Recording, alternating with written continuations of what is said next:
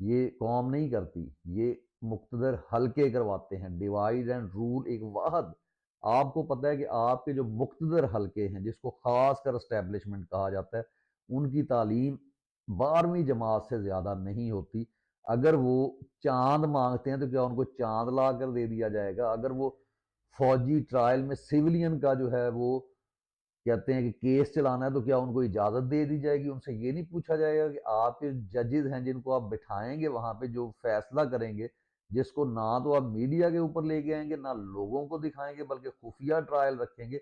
और खुफिया चीजों को रखने में ये, यानी चीजों को सॉरी खुफिया रखने में ये इस कदर माहिर हैं कि अगर तारीख के पर्दे चाक किए जाएं तो इनका स्याह तरीन चेहरा आपके सामने आ जाएगा। तारीख होती है ना, वो बहुत जालिम होती है। आप जो मर्जी कर लें, जो मर्जी करें, जैसा मर्जी लिबास पहने, आप बरहना नजर आ रहे हैं, आप